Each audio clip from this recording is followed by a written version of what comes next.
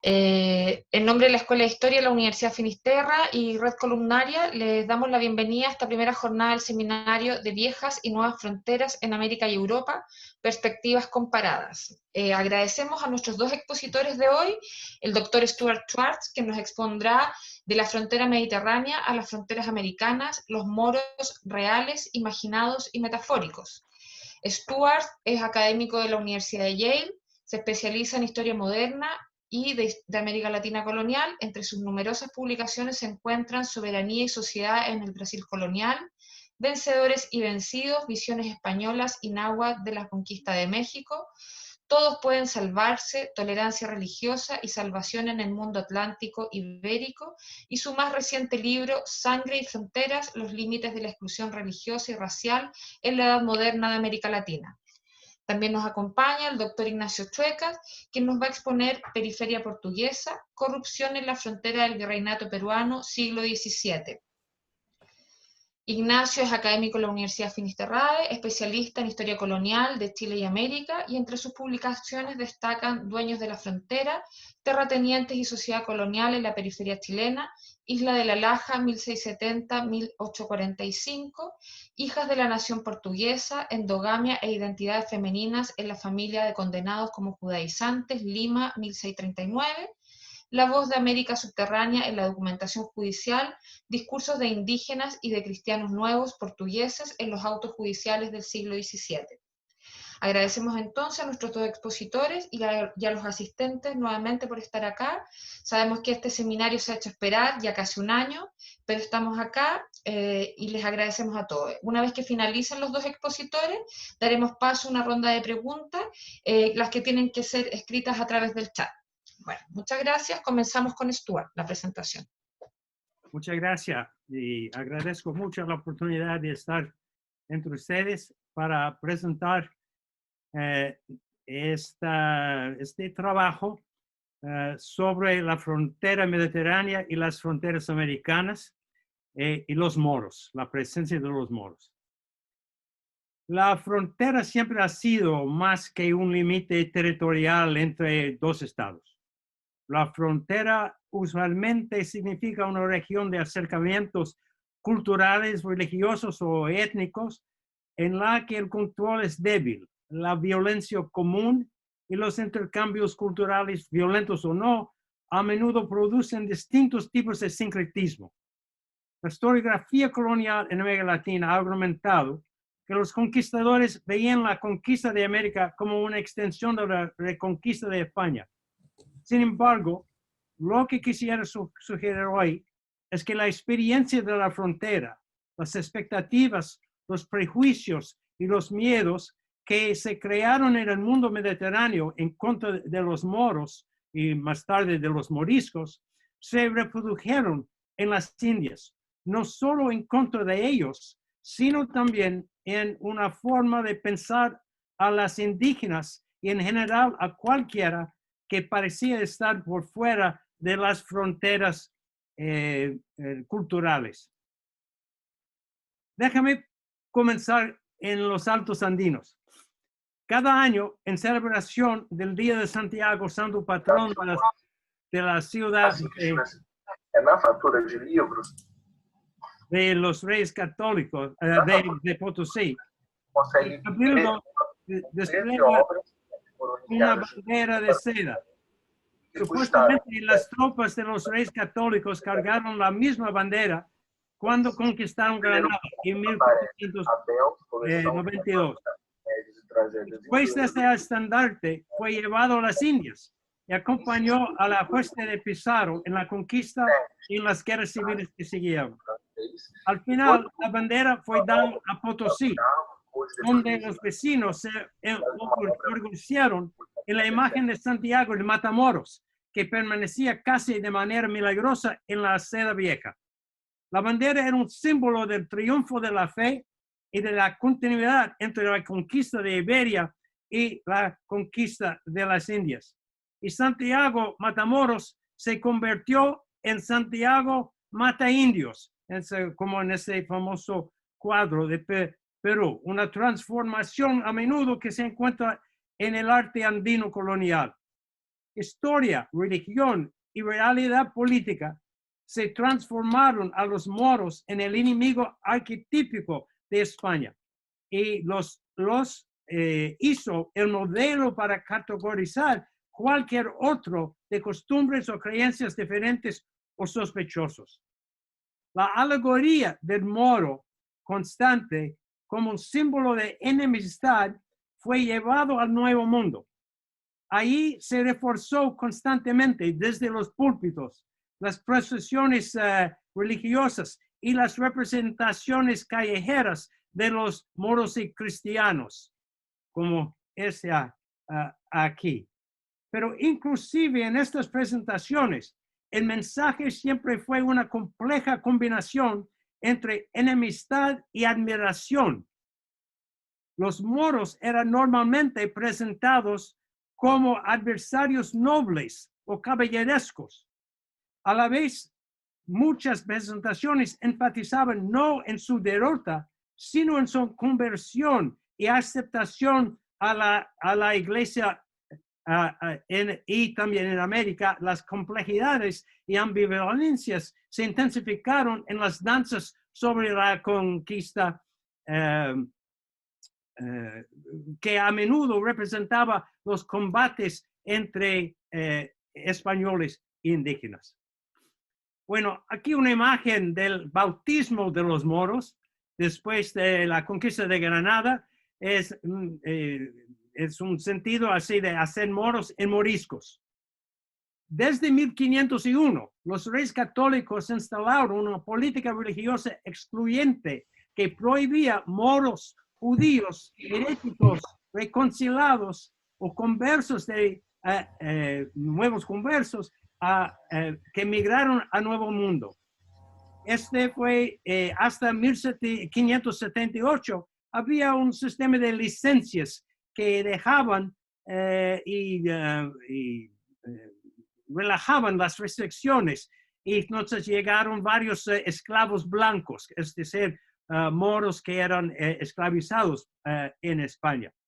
Pero la política era una cosa, en realidad otra. En abril de 1545, la audiencia de Santo Domingo le escribió al rey contándole que había recibido un orden de prohibir la presencia de esclavos y libres moros o moriscos. Los vecinos reclamaron en contra de esta medida. En una ciudad como Santo Domingo, donde había alrededor de 100 esclavos blancos de Berbería, sin mencionar las afueras, los cabildantes quejaron que dicha restricción tenía sentido en Nueva España o Perú, donde había muchos indios que podían ser influenciados por las herejías islámicas, pero como casi no había más indios en la Española, la presencia de moros no presentaba un problema. Aún más, los esclavos beberiscos y moros habían venido con licencia real y sus hijos, ahora libres, se habían convertido en los mejores carpinteros, albañiles y artesanos útiles para todo el mundo.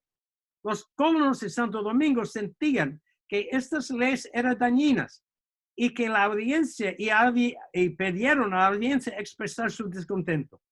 Este incidente muestra una cierta dicotomía entre los detestados y temidos moros y moriscos, vistos como enemigo tradicional, y la realidad de los moriscos que vivían y trabajaban con y en las comunidades cristianas. Esta era una tensión que preocupaba a las sociedades hispánicas tanto en América como en Iberia, desde la caída de Granada y hasta la expulsión de los moriscos en inicios del siglo XVII. Mucho después, esta misma tensión generaría alcorados debates políticos y teológicos entre quienes veían los moros y moriscos como enemigos domésticos, imposibles de asimilar, pues llevaban su carácter negativo en la sangre, y quienes pensaron que los moriscos tenían mucho por ofrecer, que la conversión verdadera era posible y que la expulsión de los moriscos a tierras no cristianas condenaría a los verdaderos cristianos a la perdición. Casos de inquisición en los tribunales de Lima en México y Cartagena, revelan que criptoislamismo era escaso en América. Y aunque algunos moros y moriscos llegaron a las Indias, sus números eran muchos menos que los de los conversos de judaísmo y sus descendientes. Investigaciones recientes han documentado las limitaciones y las inconsistencias de las prohibiciones y han identificado unos cientos de individuos que lograron evadir las restricciones. Estas personas parecen en lugares y situaciones inesperadas. Algunos, como Cristóbal de Burgos y Francisco de Talavera, compañeros de Pizarro en la conquista de Perú, que volvieron encomenderos a pesar de los rumores probablemente ciertos de sus orígenes moriscos. Otros moriscos, especialmente moriscas, se convirtieron en esclavos blancos y acompañaron las expediciones de la conquista.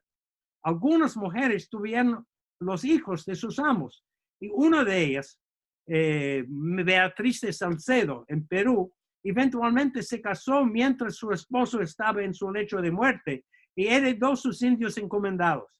En Chile, en un caso similar, Beatriz de Lescano, una ex esclava morisca, dio a luz el hijo de su dueño, el cual fue legitimado por consecuente y heredó la encomienda de su padre en la frontera chilena. Beatriz, como tutora de su hijo, tuvo que defenderlo en una demanda interpuesta en 1563, en la que el otro encomendero argumentaba que la sangre morisca del niño invalidaba su título. Ese es un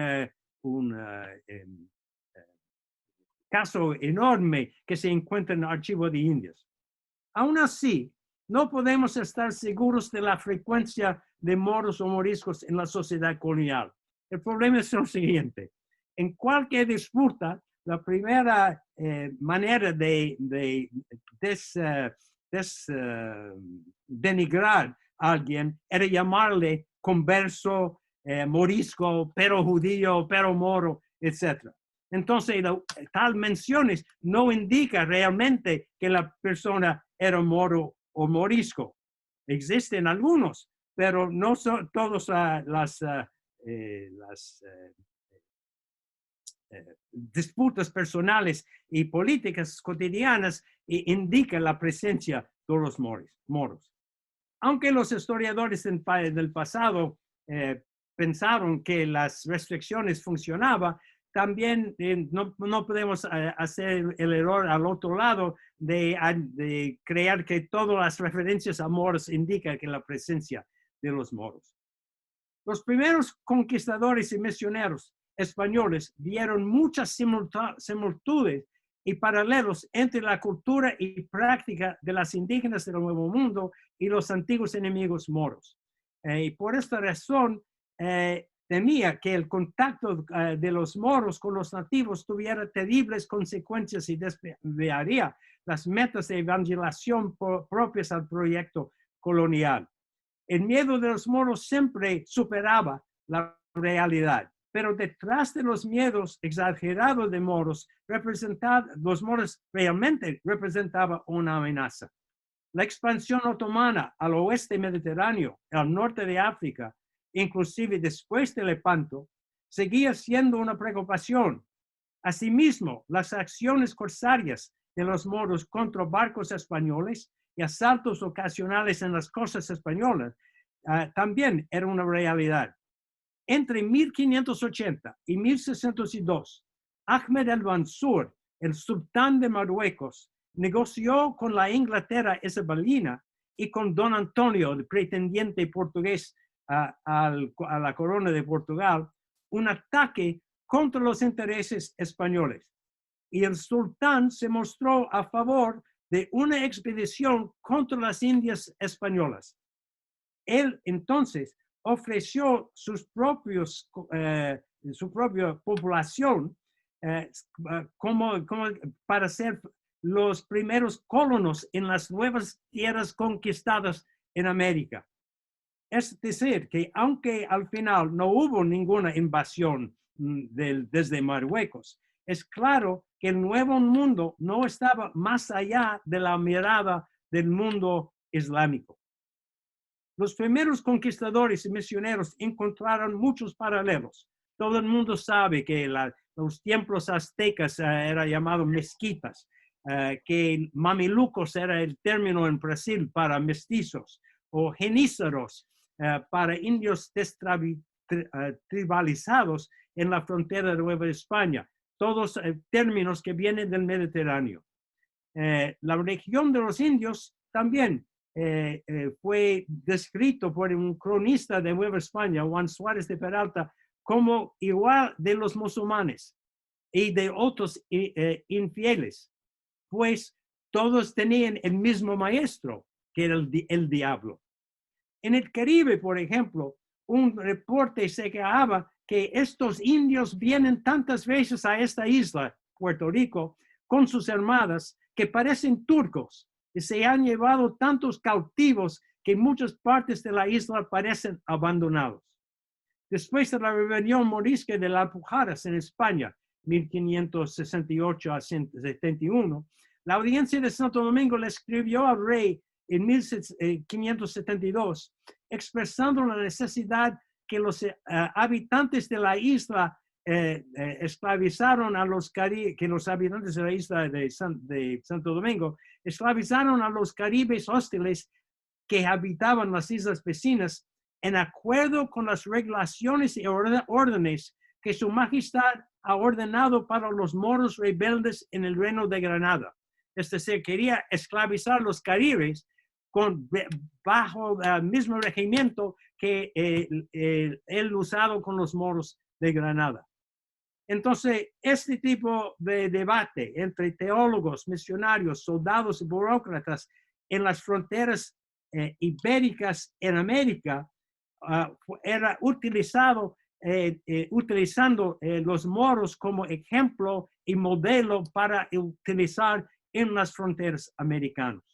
En 1608, el Consejo de Indias escribió al rey que mientras los rebeldes araucanos en la frontera chilena podían ser esclavizados, los niños y las niñas no podían serlo, en cambio debían ser llevados a áreas pacíficas hasta que llegaban a los 20 años. En estas áreas se les enseñarían cristianidad, como se hizo con los moriscos que estaban bajo las mismas condiciones en el reino de Granada. Es un ejemplo de Chile, exactamente esto, de uso de lo que pasaba en el Mediterráneo como modelo para América. Hay varias historias muy interesantes aquí de varias personas del Mediterráneo que llegaron a América. Déjame ofrecer solo un ejemplo interesante. Juan Antonio Valentín, cuyo nombre original era Ahmed Krasi, había nacido en Jerusalén, más o menos en 1678. Hijo de padres musulmanes, había sido capturado por los caballeros de Malta y en un barco turco y había servido como esclavo galero por 2 años antes de lograr escapar. Viajando hacia Cataluña y Cádiz, terminó zarpando un buque francés hacia el Pacífico y abandonó su viaje a Valparaíso, donde eventualmente se casó. Cuando fue arrestado en 1718 por la Inquisición, acusados de haber bautizado 2 veces, él confesó que siempre había seguido la ley de Mahoma. Es difícil determinar si esta fue una confesión de su creencia real o una astuta forma de escapar a la jurisdicción de la Inquisición. Y hay muchos casos que podemos presentar de estas historias fascinantes. Pero hay otro tipo de moro que tenemos que incluir. En América Ibérica había esta otra categoría y sabemos mucho de ellos. Son los moros de profesión, no los moros de naturaleza, es decir, no personas que nació de parientes moros. Estos son los moros de profesión, los que había tratado en la publicación de Le Chrétien de Allah de Bartolomé Benassar. Esto fue los cautivos en el Mediterráneo que después de varios años, para mejorar su condición o para escapar, se convirtieron a Islam. Y después volvieron al mundo cristiano y había la única manera de entrar de nuevo es de ir a la Inquisición y confesar y pedir el perdón de la Inquisición. Entonces, esta gente, todos ellos sabían la manera que tenía que presentarse. Es decir, que en mi corazón yo nunca dejé la religión de mis padres. Yo hizo para escapar. Hizo la conversión porque me enamoró de una morisca. Entonces, enamorarse es un tipo de locura, es un tipo de disculpa. Y esta fue la única manera de presentarse. Y es interesante porque ellos también a veces llegaron a América y siempre eran sospechosos. No eran considerados ortodoxos en su fe. Y tenemos varios de ellos. Las historias son interesantes y son historias así fronterizas. Porque ellos muchas veces llegaron a posiciones de autoridad y siempre tenían marca, de ser renegado. Un ejemplo, Sebastián Herrera, clérigo de misa, había viajado de joven al norte de África, donde se había convertido en mercenario, luchando por dinero, tanto por cristianos como por musulmanes. Allí se enamoró de una mora que lo convenció a renunciar a su fe. Esa es la historia que contó a la Inquisición. Después se enamoró con una judía infiel, a quien amaba profundamente, y cuyo padre, que era un rabino conocido como el judío de Ganso, les leía a ambos. Él contó a los inquisidores. Los documentos no explican cómo había dejado esa vida y había convertido en clérigo, pero lo había hecho en Perú mientras trabajaba con las comunidades indígenas. Fue acusado en Perú de celebrar la misa y bendecir a los ancestros de los indios incas, lo que, en otras palabras, significaba honrar el culto de los ancestros, una tradición importante en la cultura andina. El padre Herrera reclamó que los cargos eran falsos y que todo se debía a una discusión que había tenido con el decano en la ciudad de La Plata, pero nunca negó haber compartido con otras personas las historias de sus aventuras y amorios en Berbería. Es una historia así típica de estos renegados que llegaron a América. Pero quizás lo más interesante es que los moros ofrecieron un tipo de analogía en muchos sentidos. La experiencia con el Islam en el Mediterráneo creó un trasfondo para leer y medir la experiencia en nuevas fronteras culturales en las Américas. Los moriscos, moros, renegados y los demás que venían de otras zonas de contacto llevaban consigo no solo cierta sospecha acerca de su compromiso religioso, pero también una cierta cercanía con el Islam. Asimismo, quienes habían sido capturados o eran renegados que venían del mundo mediterráneo, también tenían un marco transfronterizo para entender y categorizar los paralelos que veían en las fronteras y asentamientos de los asentamientos coloniales en las Indias. 5 minutos, Stuart. Sí. Entonces, lo más interesante es que en el finales del siglo XVIII y el inicio del siglo XIX, los renegados o cautivos en la Pampa, en la zona de Argentina, del Río de la Plata y de Chile, muchas veces provocaron comparaciones con los cautivos y renegados en el Mediterráneo. Y quiero citar para concluir el caso en Buenos Aires, en la provincia de Buenos Aires. Los oficiales se referían a la zona poco poblada entre Buenos Aires y Mendoza, que asociada con los bandos araucanos, el Mamil Mapu, como un argel disimulado. Este argel disimulado.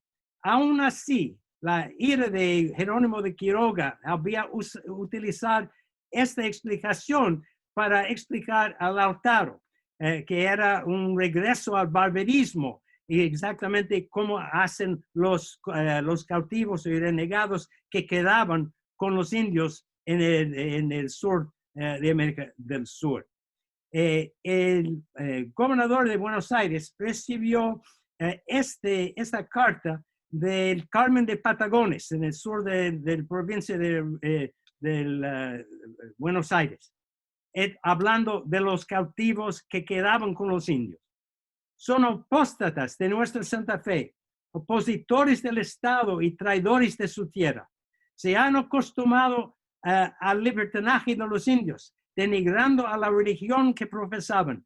No sé si ellos o los que estaban en la barbarie que se convirtieron en musulmanes cometieron el peor crimen.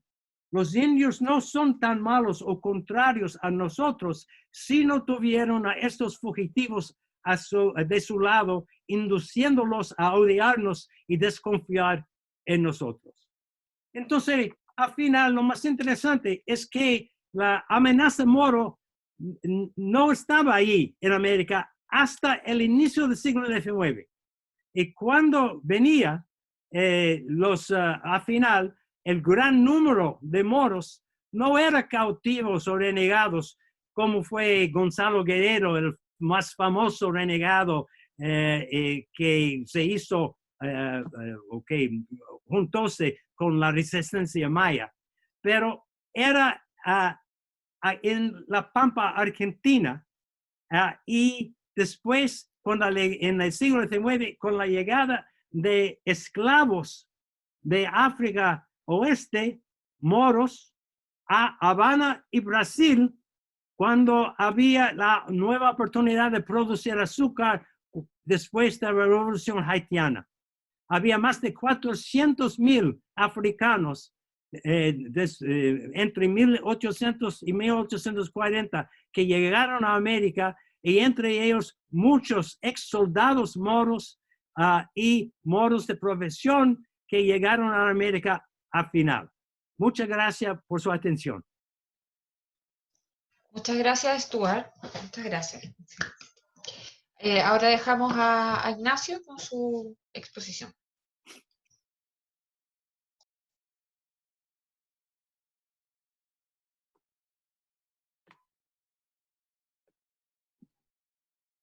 Ignacio, ¿estás sin audio?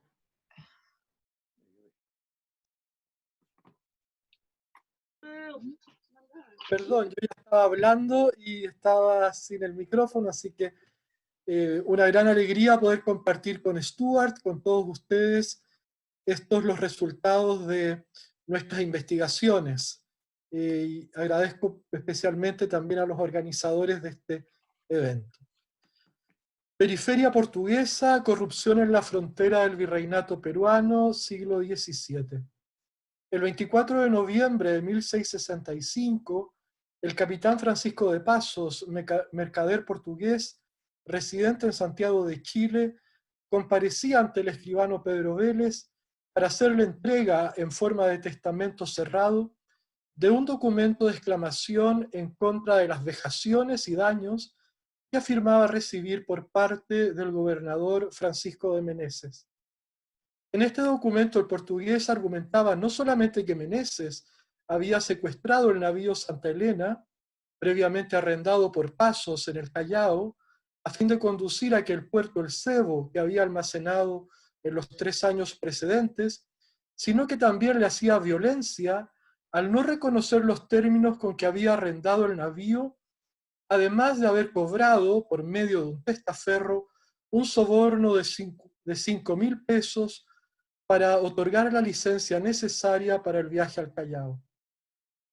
Francisco de Pasos, que temía las represalias que se le podían derivar de parte del gobernador, se decidió a dejar constancia de estos abusos por medio del documento de exclamación, figura legal corriente en la época, el cual había sido firmado previamente por su camarada y financista, el presbítero Francisco López, y por el fraile hospitalario Jacinto de Santana. Este acto involucraba por lo menos a 3 individuos de supuesto origen portugués, residentes en la capital del reino. Francisco López, nacido hacia 1605 en Paso do Lumiar, una freguesía a las afueras de Lisboa. El capitán Francisco de Pasos, nacido 20 años más tarde, hacia 1625 en la villa de Lesa de Matosinhos, jurisdicción de Oporto. Y el gobernador Meneses, que ha entrado en la historiografía nacional como de indudable origen portugués. Retórica de frontera.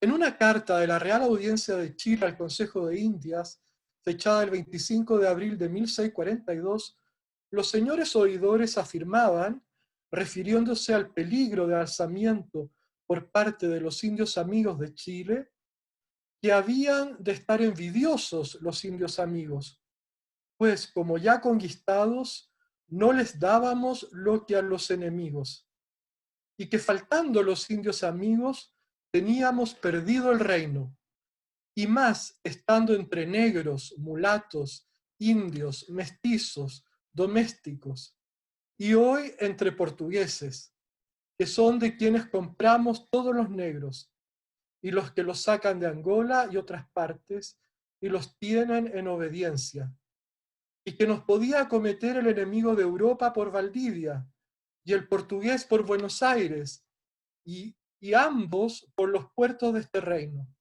y que nos veríamos muy atrasados y desprevenidos. Estas catastróficas afirmaciones, alusivas a la amenazante agencia de súbditos portugueses en el Reino de Chile, resultan sospechosamente afines a una serie de discursos similares que como un mantra se repiten en memoriales, informes y crónicas a lo largo de todo el siglo XVII, cuyo contenido se refiere usualmente a la guerra de Arauco, las incursiones de corsarios europeos, las costumbres disolutas de la élite criolla, la baja extracción del clero y de los milites, así como la corrupción y el mal servicio que se rinde a su majestad por parte de los agentes de gobierno. En estos trazos discursivos el resultado es siempre el mismo. El reino se ha de ver perdido, los buenos perecen y los malvados se ven recompensados. Más allá de las falencias obvias del sistema imperante en una frontera imperial como la chilena, me interesa en este momento subrayar la importancia fundamental que reviste en relación a los fenómenos en estudio el reconocer e intentar decodificar la evidente retórica colonial fronteriza que caracteriza todos estos discursos. La documentación producida tanto por la administración pública como por los particulares se encuentra jalonada de una retórica que apela a lugares comunes en la mente de la metrópolis. Imaginario que en parte había comenzado a fincarse en el inconsciente colectivo ibérico, incluso antes de la conquista americana, y yo creo que aquí hay muchas conexiones con los que nos contaba Stuart, y que se veía confirmado a inicios del siglo XVII por la evidente crisis que enfrentaba la monarquía hispana, pero más aún por una avalancha de producción literaria y administrativa procedente de todos los espacios coloniales. Esta producción discursiva encontraba un sustento fundamental en la insalvable lejanía espacial de las periferias, que a su vez tornaba inconfirmable la retórica colonial. Extranjeridad, contrabando y corrupción. El término contrabando literalmente ha de ser entendido como el accionar en contra de los bandos o disposiciones de la autoridad. En materia comercial, la cultura jurídica, así como la política imperial de la monarquía, definen un entramado de factores que teóricamente se han de observar al momento de ejercer el comercio. La inobservancia de estos redunda en deservicio de su majestad y en la defraudación de sus reales cajas.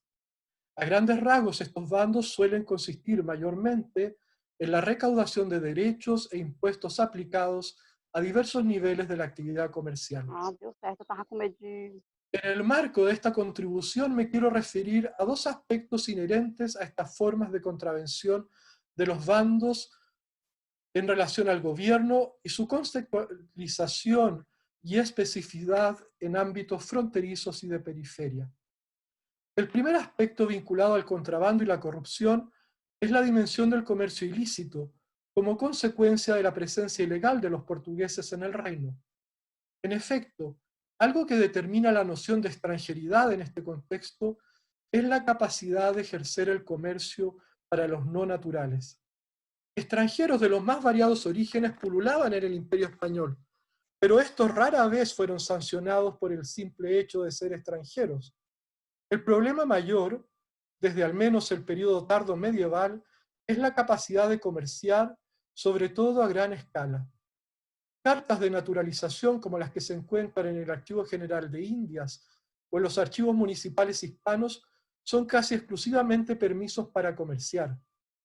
Los súbditos portugueses, a partir de la incorporación del Reino de Portugal a la Casa de Austria en 1580, adquirieron, según se estipulaba en las Cortes de Tomar, el título de vasallos, pero no el de nacionales en el Reino de Castilla y sus colonias, y viceversa.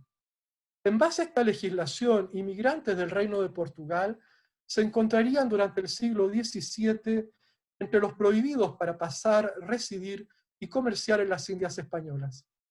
Esta normativa desembocó a raíz de la gran cantidad de portugueses que residieron en el virreinato peruano y sobre todo a partir de la Guerra de Restauración portuguesa en 1640, en una actitud ambivalente por parte de las autoridades locales, las cuales por lo general se caracterizaron no solo por una descarada tolerancia, que no podía ser de otro modo, sino que por una abierta complicidad en los intrincados mecanismos del comercio portugués.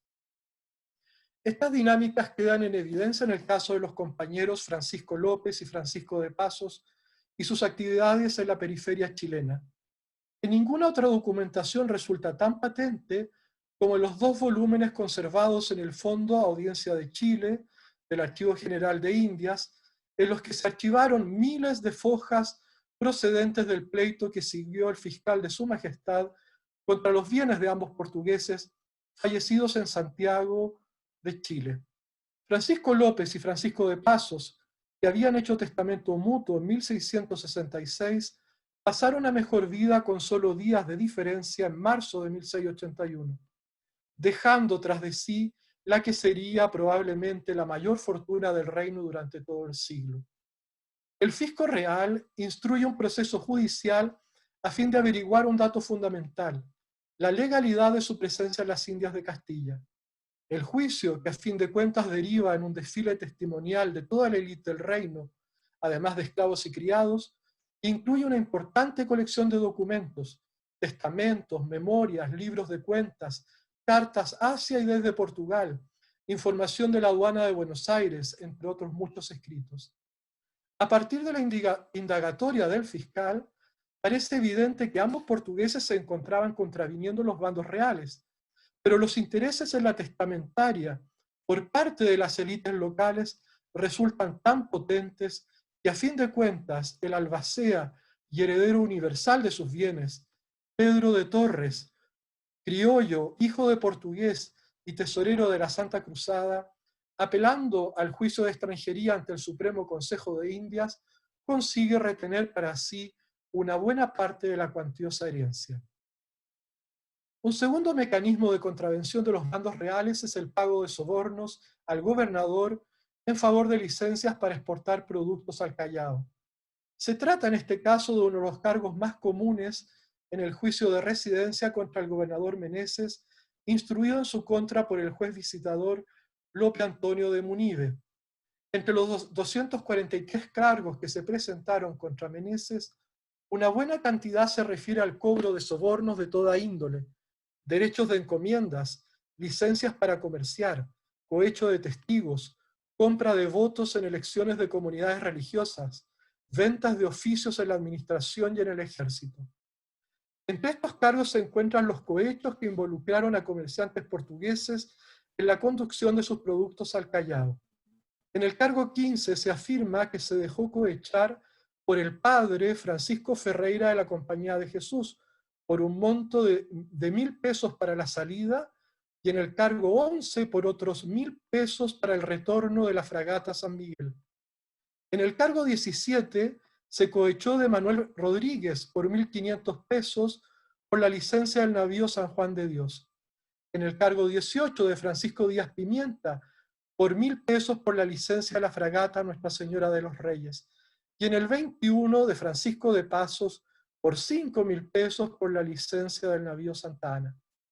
Todos estos individuos figuraban en las diversas fuentes como portugueses, incluyendo al rector jesuita, que en la Biblioteca Lusitana de Diego Barbosa Machado es citado como portugués, si bien en realidad lo era su padre Gonzalo Ferreira de Aponte, natural de la villa natal de Francisco de Pasos. Estos cohechos, que eran recolectados por Melchor Cárdenas, factotum de Meneses, si bien contravenían las disposiciones de la corona, formaban parte de la cultura clientelar y de los sistemas de dádivas usuales a todo nivel en la administración imperial. Lo que llama la atención en este caso es la importante participación del colectivo portugués, representando individuos de esta nación, el porcentaje más importante de quienes levantaron denuncias por este cargo, hecho que también refleja la importancia de la participación de los lusitanos en el comercio local. Reinvención fronteriza. Entre los mecanismos discursivos más complejos que desearía referir en este trabajo, se encuentran las dinámicas de reinvención y travestismo en los espacios periféricos y fronterizos. Se trata de fenómenos a los cuales ya he dedicado una publicación centrada en el travestismo hispano-indígena propio de la frontera del Biobío.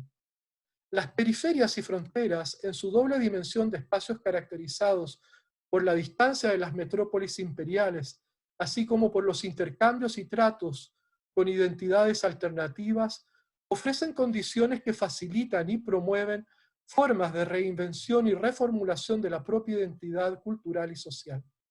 En el caso que nos concierne, me habría gustado titular este parágrafo con el epígrafe «Ser o no ser portugués en la periferia del imperio». En efecto, algo que no puede dejar de llamar la atención cuando se revisan los datos biográficos que he podido disponer para llevar a cabo esta investigación, es que todos los actores, prácticamente sin excepción, han desplegado estrategias, algunas veces contradictorias, para reformular su propia identidad en aras de identificarse o tomar distancia del apelativo portugués.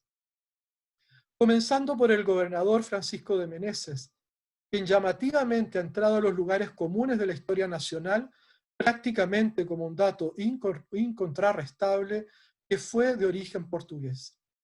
Un hito fundamental en la construcción de esta verdad biográfica se encuentra en la obra de Diego Barros Arana, quien afirma sobre él: Meneses era, como se sabe, portugués de nacimiento, pero desde su primera juventud había servido en el ejército español.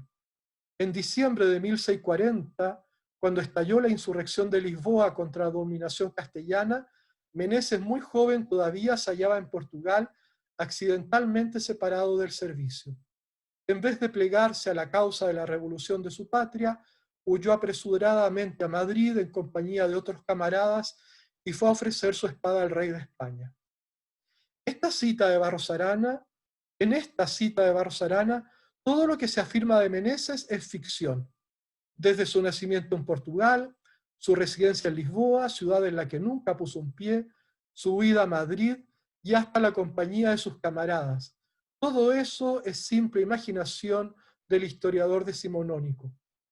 El origen de la identidad portuguesa de Meneses aparece ya al menos entre los autores del siglo XVIII, en particular en los cronistas y naturalistas jesuitas, entre ellos Juan Ignacio Molina, quien asegura que era de nación portugués, así como Felipe Gómez de Vidaurre, quien lo describe como noble portugués y de muy acreditada conducta en los servicios que había hecho a la corona de Castilla.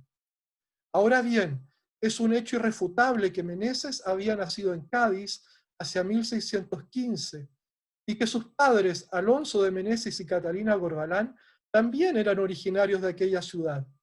Fernando de Meneses, hermano de su padre, fue abogado en la Real Chancillería de Granada, y otra hermana de su padre fue casada con un regidor del Cabildo del puerto de Santa María. El abuelo, Juan Bautista de Meneses, figura en muchas entradas del libro del Cabildo de Cádiz a fines del siglo XVII, luego de la invasión inglesa, a cargo de la provisión de trigo para la nación. El padre, Alonso de Meneses, había sido dueño y maestre de navío en la carrera de Indias, donde murió cuando Francisco tenía unos 14 años. Ahora bien, ¿en qué argumentos puede haberse inspirado la imaginación colonial para reinventar un Meneses portugués? Probablemente en una conjunción de factores. Primero, el apellido Meneses es usual en Portugal. Segundo, la fama levantisca y traicionera de los portugueses, sobre todo a partir de 1640, pudo haber sido asociada a la idea de que Meneses intentaba separar el reino de Chile de la corona de Castilla.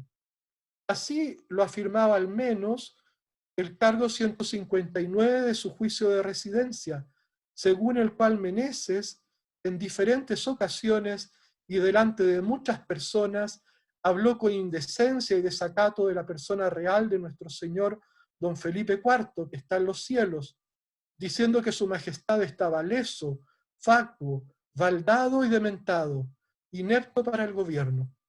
Y la reina enviudará y es moza aún, y las provincias se quedarán en poder de quien las gobierna.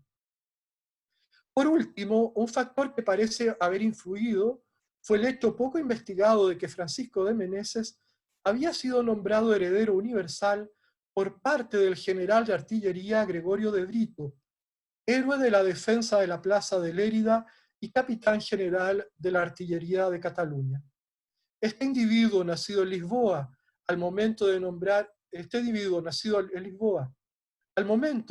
heredero a Meneses, al mismo tiempo le hace traspaso de sus propios méritos y servicios, y ruega a su majestad que los recompense debidamente en la persona del futuro gobernador de Chile. Pasemos por último a revisar el caso de Francisco López y Francisco Pazos. Ambos portugueses habían ingresado al reino por el puerto de Buenos Aires, argumentando el pretexto de arribada forzosa. Francisco López lo hizo hacia 1635 en calidad de médico cirujano de un navío negrero portugués procedente de Angola para el Brasil. En realidad, López había hecho con anterioridad varias veces este trayecto para comerciar con negros, pero en esta ocasión recurrió a los clásicos pretextos de asalto de corsarios holandeses y enfermedad, que lo retiene en Buenos Aires. Francisco de Pazos llegaría a Buenos Aires el año infausto de 1640, en un navío procedente directamente de Lisboa, que traía jesuitas para las misiones paraguayas y cuyo maestro era su tío Domingo Tomé. El alzamiento de Portugal lo habría retenido en la ciudad, donde fue puesto en prisión, confiscado de bienes e incluso habría sufrido el tormento. En el contexto del registro de desarme de los portugueses en Buenos Aires, ambos habrían sido expulsados hacia el interior del continente, radicándose en Córdoba del Tucumán. En aquel sitio habría tenido lugar un par de años más tarde la primera mutación en la identidad de ambos portugueses. Francisco López se hace ordenar sacerdote por el obispo Fray Melchor de Maldonado y Saavedra, entre comillas, cito, por eximirse por este medio de las persecuciones y destierros, según asegura un testigo. Y Francisco de Pazos levanta información de filiación, asegurando ser natural de Bayona en el reino de Galicia. Para este efecto hubo de haber presentado testigos falsos. Hacia 1651, ambos pasaron juntos a Santiago, capital del Reino de Chile, trayendo un capital cercano a los 30.000 pesos. En esta ciudad pondrían tienda de mercancías y Francisco de Pazos iniciaría un giro comercial hacia la capital del virreinato. El 12 de octubre de 1652, Antes de partir por primera vez al Callao, Francisco de Pasos redacta una memoria en la que afirma que, aunque en mi testamento digo que soy de Bayona, en la ciudad, SIC, de Galicia, dígolo porque si me muriere, la justicia no entre en mis bienes. Con esta declaración, el portugués reconoció un elemento fundamental de su condición como extranjero. Todos sus bienes habían de ser confiscados al momento de su muerte. Conclusiones. La periferia chilena del siglo XVII representó un espacio social permeado por la presencia de múltiples identidades, entre ellas individuos que reconocían nexos variados con el Reino de Portugal. La presencia de estos agentes, en conjunción con las retóricas de frontera imperantes en los discursos públicos y privados, constituyó un sustrato fértil para el desarrollo de fenómenos originales al sistema colonial americano. Entre estos se destacan en esta ponencia aquellos ligados al contrabando y la presencia ilegal de lusitanos en el reino, así como los complejos mecanismos de reinvención y travestismo que se derivaron de los primeros. En cierta medida se podría afirmar que el Reino de Chile, en tanto sociedad de frontera, correspondía más bien a una realidad inventada, donde los actores sociales, en razón de intereses variados y muchas veces contrapuestos, pugnaron en la arena de las representaciones en función de aquello que se esperaba o no de cada uno, y por sobre todo en razón de un sistema orientado ideológicamente hacia la metrópolis imperial, pero al mismo tiempo desgajado de esta por una distancia espacial y conceptual, a fin de cuentas, insalvable. Muchas gracias. Muchísimas gracias, Ignacio. Muchísimas gracias nuevamente, Stuart. Ahora vamos a dar lectura a algunas de las preguntas que se han formulado a través del chat y luego pasan ustedes a responder esas preguntas. La primera pregunta es de Verónica y es para Stuart Schwartz.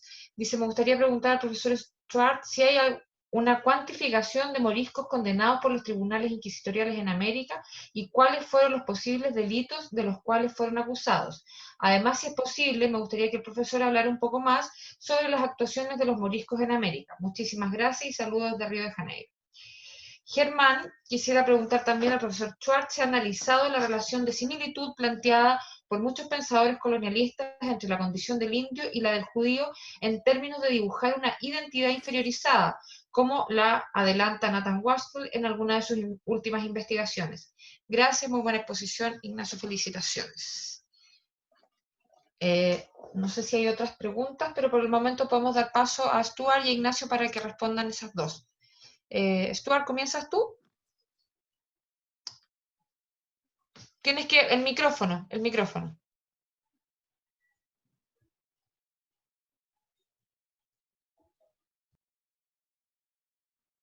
Cuantificación, no, son palabras que no conozco. La cuantificación me imagino que tiene que ver con el número, establecer alguna presencia de números. Ah, dice de cuantificación, no cuantificación. Cuantificación. Sí, hay pocos. El número de los moros procesados por la Inquisición en América es poquísimo, especialmente en comparación con los judaizantes, los judíos. Entonces, por eso que he hablado un poco sobre las referencias a moros en América. Muchas veces realmente no son moros, simplemente es una manera de criticar a su rival o descalificar su rival en un disputa. Pero el número de procesados por la Inquisición son poquísimos en América.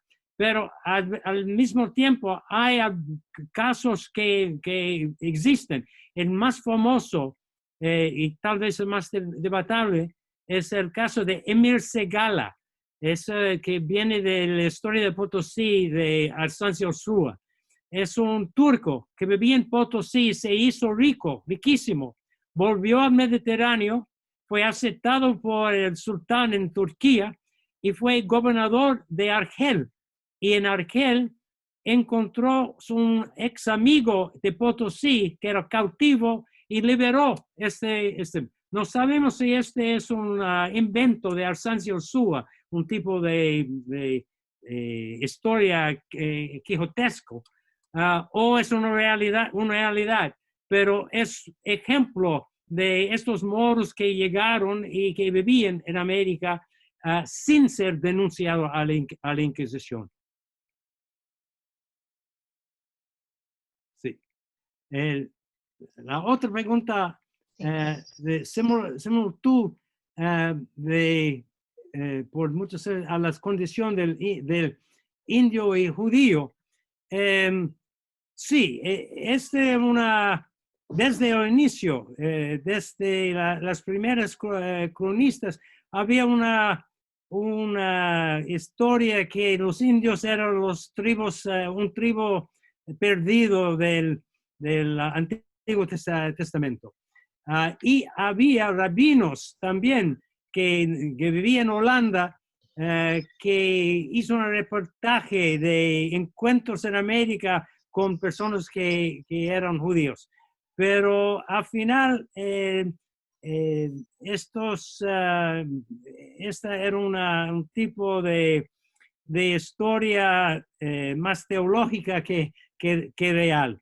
Y llegando al siglo XVIII, desapareció mucho de estas historias de similitud entre los judíos y los indios. Pero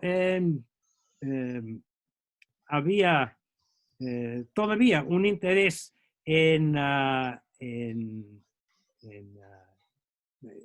cuestión y la fascinación por algunos escritores del siglo XVI y en el inicio del siglo XVII. Muchísimas gracias, Stuart. ¿Hay alguna otra pregunta que quieras formular? También damos el paso a quien quiera formularla, no por el chat, sino que a través del micrófono, ¿no? Yo tengo una pregunta para Ignacio. Muy interesante tu ponencia, Ignacio, y quería preguntarte en realidad, bueno, este juicio tiene muchas aristas, ¿no? Tiene muchísimas aristas, y una de las aristas que me pareció interesante es cómo, bueno, cómo se entrecruzan, ¿no es cierto?, las identidades, pero también los parentescos, los compadrazgos, ¿no es cierto?, todos los tipos de alianzas clientelares, familiares, etcétera.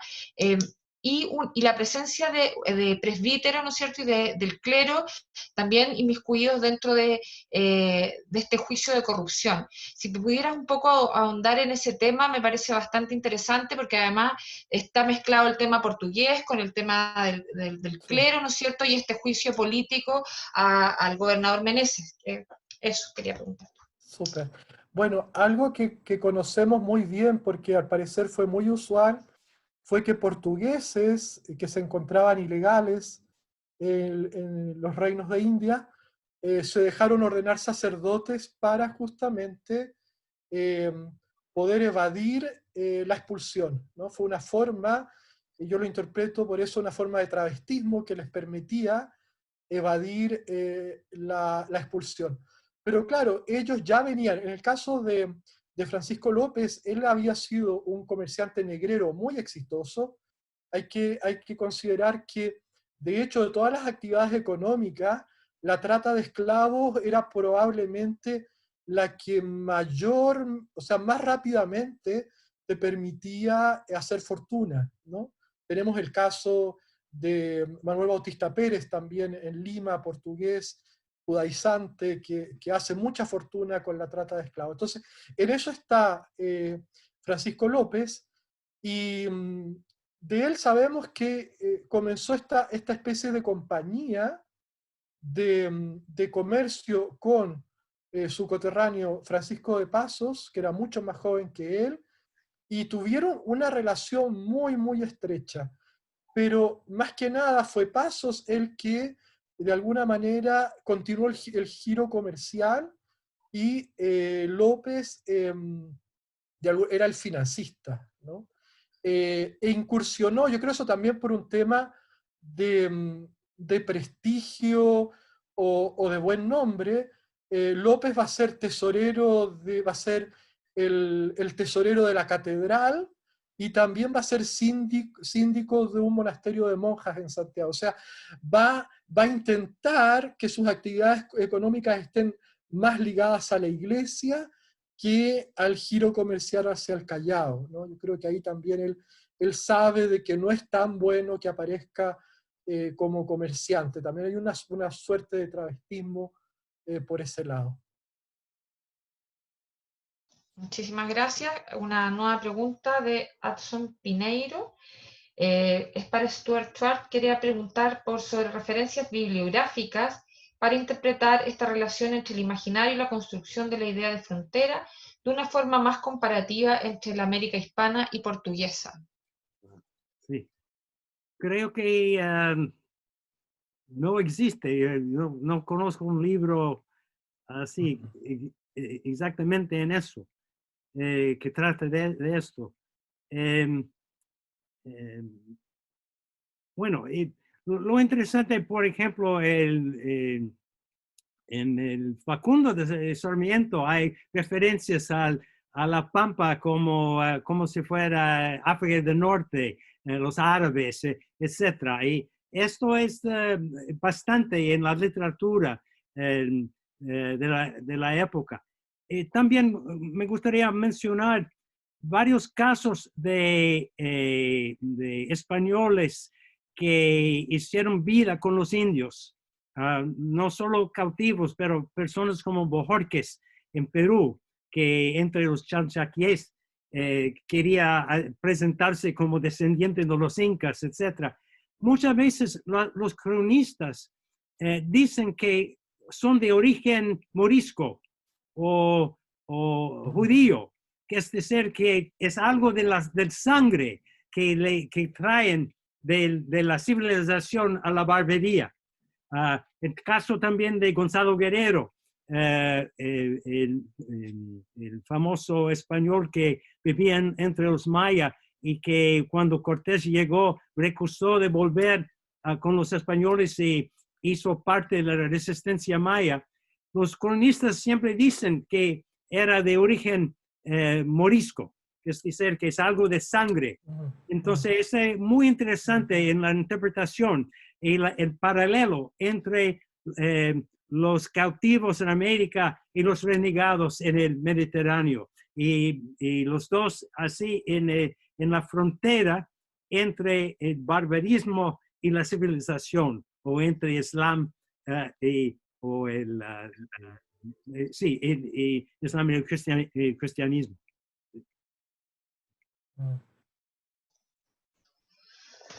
Bueno, muchísimas gracias, Stuart. Un gusto haberte tenido y haberte visto nuevamente. Me parece que ya no hay más preguntas, así que, bueno, nada más que agradecerles a todos por haber asistido, por haber estado acá esta tarde con nosotros, y a Ignacio por su ponencia y a Stuart, que tan gentilmente también se nos sumó después de un año de haber pospuesto este seminario. Raimundo también, que no sé si quieres decir algo, que es uno de los organizadores. Sí, gracias. Bueno, para los que no me conozcan, he estado en contacto con la mayoría de los expositores, soy Raimundo Meniguelo. La verdad es que simplemente quería agradecerles. Ha sido un camino muy largo llevar a cabo este seminario. Hemos pasado por estallidos sociales y pandemias. Lo hemos tenido que suspender varias veces y reagendar varias veces. Hemos estado en la frontera del caos en varias ocasiones. Y la verdad que agradecer el compromiso de los expositores, porque pese a todos sus avatares, han estado dispuestos una vez y otra vez a reagendar, y finalmente, gracias a ustedes, estamos ahora reunidos, Pixel entre medio, para compartir este conocimiento. Así que simplemente muchas gracias a todos los expositores que han presentado y a los que seguirán exponiendo los días siguientes. Sí, por eso mismo quería aprovechar de dejarlos a todos invitados para el próximo jueves a esta misma hora. Expone David Rex de la Universidad Adolfo Ibáñez y María Teresa Contreras de la Universidad de Chile.